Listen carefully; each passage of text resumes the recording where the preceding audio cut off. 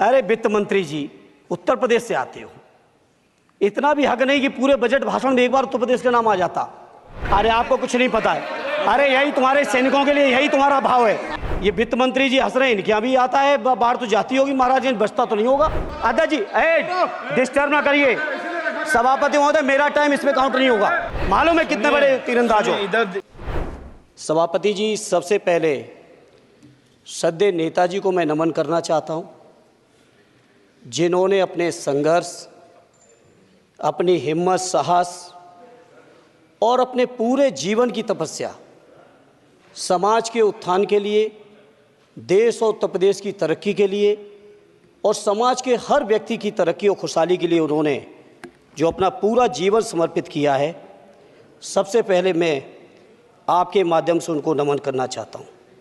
माननीय सभापति महोदय, श्रद्धेय नेताजी ने हम लोगों को अपने समाजवादी विरासत में इंसाफ और इंसानियत, न्याय और हक की लड़ाई करना सिखाया है। उस लड़ाई को हम लोग बखूबी अपने नेता आदरणीय अखिलेश यादव जी के नेतृत्व में शानदार तरीके से उस विरासत को न केवल लड़ रहे हैं, बल्कि नेताजी के हर सपने को पूरा करने तक हम लोग चुप बैठने वाले नहीं हैं। सभापति महोदय, बजट एक व्यापक विषय है और जब इस विषय के बारे में सोचते हैं तो समझ में नहीं आ रहा कि कहां से शुरू करें, क्योंकि देश में आज कोई वर्ग नहीं बचा है। कुछ चुनिंदा उद्योगपतियों के बारे में बात नहीं करूंगा, लेकिन देश के 140 करोड़ लोगों में से कम 95% लोग ऐसे हैं जो आज पूरी तरह से बर्बाद हैं। एनडीए की ये सरकार 11वां बजट पेश कर रही है, लेकिन इस 11वें बजट के बावजूद अगर मैं देखता हूं तो समाज की जो गरीबों के लिए सबसे ज़्यादा ज़रूरी चीज़ें हैं, स्वास्थ्य का है तो स्वास्थ्य 2023 और 24 में बजट घटा दिया है। किसानों का बजट जहां यूपीए के सरकार के समय 2014 तक 5.5 था, वहीं 24 आते आते ये 3.15 रह गया है। शिक्षा का बजट जहां 2013 में 4.77 था, आज 23-24 आते आते ये 2.5% रह गया है। इसी तरह से जितनी भी ज़रूरी चीज़ें हैं, सभापति महोदय, मुझे कहने में कोई संकोच नहीं, ये जो बीजेपी की एनडीए की सरकार है, ये सरकार पूरी तरह से गरीब विरोधी, किसान विरोधी, नौजवान विरोधी, बुनकर विरोधी, छात्र विरोधी, दलित विरोधी, पिछड़ा विरोधी, मजदूर विरोधी, जितनी भी अगर उपाधियां दी जाएंगी सभापति महोदय वो कम हैं। और मैं कोई राजनीतिक भाषण नहीं दे रहा हूं, मैं उदाहरण सहित आपको जब नंबर आए तो बोल देना, और हमें पता है आपका नंबर भी नहीं आएगा आपकी पार्टी में, ये भी पता है हमें। सभापति महोदय, श्रद्धेय नेताजी ने हमेशा कहा है कि चुनाव में या जनता के बीच किया हुआ वादा अगर आप पूरा नहीं करते हैं तो वो भी एक सबसे बड़ा भ्रष्टाचार है, और उस भ्रष्टाचार में अगर किसी ने वर्ल्ड रिकॉर्ड बनाया है तो बीजेपी की और एनडीए की सरकार ने बनाया है। सभापति महोदय, 2014 के चुनाव के समय प्रधानमंत्री जी ने वादे किए कि 2 करोड़ रोजगार हर साल मिलेंगे। स्वामीनाथन जी, जिनको भारत रत्न दिया है, सरकार को मैं धन्यवाद देता हूं, लेकिन वो धन्यवाद अधूरा है जब तक उनकी सिफारिशों को नहीं मानते हो। 2007-8 से लगातार मांग चल रही है देश में कि स्वामीनाथन जी की जो सिफारिश है किसानों को 1.5 गुना समर्थन मूल्य देने का, एमएसपी की गारंटी देने का, कानूनी हक और अधिकार देने का, उस गारंटी को आज तक नहीं माना, आज तक नहीं माना, आज तक नहीं माना। स्वामीनाथन जी को आज तक नहीं माना। अध्यक्ष जी डिस्टर्ब ना करिए। सभापति महोदय, मेरा टाइम इसमें काउंट नहीं होगा। आप इधर, अरे यार, इसे जीता है तो ज्यादा ना बोलो, मालूम है कितने बड़े तीरंदाज हो। इधर चलो। स्वामीनाथन जी की आपने नहीं मानी, एमएसपी आपने लागू नहीं की। कितनी बढ़िया बातें कि खाद पे हम सब्सिडी बढ़ा रहे हैं, पहले 50 किलो को 45 किलो, फिर 45 किलो को 40 किलो, और मुझे लगता है कि एक तीसरा कार्यकाल पूरे होते होते केवल 10 ही किलो बचेगा खाद के कट्टे में, इससे ज़्यादा नहीं बचेगा। मंडी एक नहीं बनाई, आत्महत्या इतनी कर रहे हैं किसान, और किसान अगर अपनी एमएसपी की मांग करते हैं, हजारों किसान यहीं दिल्ली की सीमा पर मारे जाते हैं और आप सोचते हो कि आपकी बात को कोई समझेगा नहीं। सभापति महोदय, नौजवानों को कितना गुमराह किया गया। नौजवानों से कह दिया गया हर साल 2 करोड़ रोजगार। मैं आज सवाल पूछता हूं अपने नौजवानों की ओर से, बताएं भारतीय जनता पार्टी के लोग, सरकार में बैठे लोग, 10 साल आपने राज कर लिया है, आखिर 20 करोड़ नौजवानों को रोजगार कहां है? अरे छोड़िए यार, अबे कोई नोटिस नहीं लेता तुम्हें, छोड़ो कोई नोटिस नहीं लेगा तुम्हें। 20 करोड़ नौजवान के रोजगार का हिसाब कहां है? आज 11वें बजट में जब याद आई तो वो भी ट्रेनिंग की बात करते हो। मैं कहना चाहता हूं आईआईएम, आईआईटी के नौजवानों को रोजगार नहीं दे पा रहे हो। आप सोच रहे हो इंटर्नशिप के इस छोटे से शगुफे से नौजवान खुश होंगे? देश के नौजवान खुश होने वाले नहीं है। सभापति महोदय, शिक्षा के मसले पर लगातार बजट घटाया जा रहा है, लगातार सरकारी शिक्षा कम की जा रही है और ये बीजेपी की सरकार की लगातार प्रयास है कि नौजवान शिक्षित होंगे तो सवाल पूछेंगे। देश की जेएनयू से लेके, बीएचयू से लेके, एमयू से लेके जितने बड़े संस्थान हैं, सारे संस्थानों को बर्बाद कर दिया है। एक भी दलित, एक भी पिछड़े, कहीं आपका वाइस चांसलर नहीं है। लगातार जितने भी आपके professor, associate professor, assistant professor की नियुक्तियों में आरएसएस का जब तक कोई फंडामेंटल कोर्स नहीं करेगा, बेसिक कोर्स, तब तक उसकी नियुक्ति नहीं होगी। आप क्या सोच रहे हो देश नहीं देख रहा है नौजवान? यूजीसी का बजट लगातार कम किया जा रहा है। मेरा खुला आरोप है इस सरकार पर कि ये सरकार शिक्षा को प्राइवेट करके, शिक्षा को मुट्ठी भर उद्योगपतियों के हाथों में देके, शिक्षा को चुनिंदा लोगों के हाथ में देके, देश के 140 करोड़, जिसमें मैं समझता हूं 90% लोग गरीब हैं, उन गरीबों के हाथों से शिक्षा को छीनने का ये जो आपकी सरकार षड्यंत्र कर रही है, इसके लिए हम लोग इस मौके पे विरोध करते हैं। लगातार फीस बढ़ा रहे हैं, शिक्षकों की कमी है, रोजगार आप दे नहीं पा रहे हो, सामाजिक असमानता। सभापति महोदय, 2014 में जिस समय सरकार बनी थी एनडीए की, उस समय देश की जितने भी जो आर्थिक चीजें थी, जो वेल्थ थी, उसमें पिछड़ों की हैसियत 17% थी, 17%, और आज 10 साल की एनडीए की सरकार के बाद पिछड़ों की आर्थिक हैसियत हो गई है केवल 9%।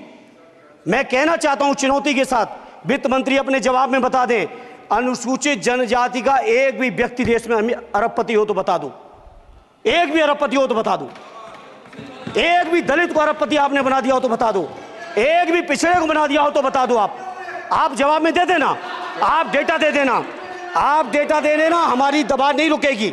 सभापति महोदय, जब बीजेपी की सरकार, जब बीजेपी के लोग विपक्ष में रहे तो ओपीएस की बातें किए। 10 साल से आप सत्ता चढ़ा रहे हो, 11वां बजट पेश कर रहे हो, पूरा देश आज ओपीएस के लिए, सरकारी कर्मचारी परेशान है, कहीं ओपीएस की चर्चा नहीं है, पुरानी पेंशन की कोई चर्चा नहीं है। सभापति महोदय, पुरानी पेंशन तो पुरानी पेंशन, हम मांग करते हैं, बहुत बड़े राष्ट्रभक्त आप बनते हो, मैं मांग करता हूं देश के पैरामिलिट्री फोर्सेस को आप पुरानी पेंशन दीजिए। मैं मांग करता हूं, आप राष्ट्रभक्त हैं ना, सीमा पे जो सुरक्षा कर रहे हैं, जो शहादत झेल रहे हैं, मेरी मांग है कि आप उनकी ओपीएस दीजिए। वो आप ओपीएस नहीं दे पाओगे। इसी तरह से सभापति महोदय, देश के अंदर बहुत से ऐसे संविदा कर्मचारी, एक से एक बढ़िया फार्मूला, अब कानूनन मंडल आयोग लागू हो गया तो कैसे पिछड़े और दलितों को रोकें? तो संविदा कर्मी की प्राइवेट कंपनी, प्राइवेट आपने आउटसोर्सिंग कर दी। आउटसोर्सिंग के कारण से देश के सारे दलित, सारे पिछड़े, सारे आदिवासी आपकी सेवाओं से बाहर हो गए, उनके पास कोई कानूनी हक नहीं। तो ये जो आरक्षण को खत्म करने के तरह तरह के जो आप लोग षड्यंत्र अपना रहे हो, इस षड्यंत्रों को देश का जनमानस पूरी तरह से जान भी चुका है, पहचान भी चुका है, और इसीलिए उत्तर प्रदेश से तो आपको कर ही दिया है बाहर, देश से भी बाहर जल्दी करेंगे और हमारे साथी मिलकर दूसरे प्रांतों से भी बाहर करेंगे। इसी तरह सभापति महोदय, हम मांग करते हैं, आप सोचिए उत्तर प्रदेश अकेले के अंदर, देश के हालात मुझे नहीं पता और बदतर होंगे, अकेले उत्तर प्रदेश में 1000 से ज्यादा शिक्षा मित्र आत्महत्या कर चुके। सभापति महोदय, कोई सरकार के कान पे जू नहीं रेंग रही है, किसान आत्महत्या कर रहे हैं, इन्हें कोई मतलब नहीं, अनुदेशकों को तनख्वाह नहीं मिल रही है समय से, कोई मतलब नहीं, आंगनबाड़ी महिलाएं परेशान हैं, इनको कोई मतलब नहीं सभापति महोदय। आपकी आशा बहुएं, आपकी ये रसोईया महिलाएं, आपकी आंगनबाड़ी, पंचायत सहायक, रोजगार सेवक, मैं समझता हूं सभापति महोदय यहाँ बैठे हर सदस्य के पास इनके क्षेत्रों का ये डेलीगेशन जरूर मिलता होगा और मांग करता होगा कि कम से कम हमारा मानदेय बढ़ाया जाए, हमें स्थायी किया जाए। सभापति महोदय, इसके लिए सभापति महोदय मेरी पार्टी के किसी भी मेंबर से हम नंबर कम कर लेंगे, टाइम, मेरा टाइम बढ़ा दीजिए, बढ़ा दीजिए, कोई भी मेंबर हमारे लिए दे देंगे टाइम, हम लोग देते। इसलिए सभापति महोदय इन सभी समस्याओं के लिए मैं आपसे कहना चाहता हूं कि इनका समाधान करिए, और नहीं समाधान करेंगे तो अभी तो बैसाखी पे बन गए, बिहार और आंध्रा को पैकेज देखे फिर देश में कितने राज्यों को पैकेज दे पाओगे। अरे वित्त मंत्री जी उत्तर प्रदेश से आते हो, इतना भी हक नहीं कि पूरे बजट भाषण में एक बार उत्तर प्रदेश का नाम आ जाता। इतना अयोध्या से नफरत हो गई, अयोध्या से अवधेश जी क्या जीत गए, आप लोगों को इतनी नफरत हो गई कि एक भी उत्तर प्रदेश का एक बार भी नाम नहीं आया सभापति महोदय। इसे मैं आज इस मौके पर सभापति महोदय देश के गरीबों, किसानों, नौजवानों, व्यापारियों, बुनकरों सभी की ओर से कहना चाहता हूं, ये बजट देश विरोधी बजट है। कुछ समस्याओं के लिए सभापति महोदय संवेदनशीलता के साथ मैं कहूंगा सरकार को विचार करना चाहिए। श्रद्धेय नेताजी जब रक्षा मंत्री थे, उन्होंने व्यवस्था दी थी कि देश के अंदर जो भी सैनिक शहीद हुए हैं उनको ससम्मान उनके घरों पे जाके राष्ट्रीय सम्मान के साथ उनकी अंत्येष्टि हो। मैं उन्हीं की परंपरा को आगे बढ़ाते हुए एक और मांग करता हूं सभापति महोदय कि जो हमारे शहीद जिनकी अंत्येष्टि स्थल जहां कहीं भी बना हो, जिस भी परंपरा से बना हो, अरे आपको कुछ नहीं पता है, अरे यही तुम्हारे सैनिकों के लिए यही तुम्हारा भाव है। सभापति महोदय, आप बोले सर। सभापति महोदय मेरा अनुरोध है अग्निवीर की योजना खत्म की जाए। ये 4 साल के सैनिक से देश की उतनी मजबूत रक्षा नहीं हो सकती। नौजवानों को गुमराह करके केवल 4 साल, उन्हें दो ना 60 साल तक रिटायरमेंट, 4 साल बाद वो कहाँ नौकरियां ढूंढेंगे। इसे मेरी मांग है अग्निवीर की योजना खत्म की जाए।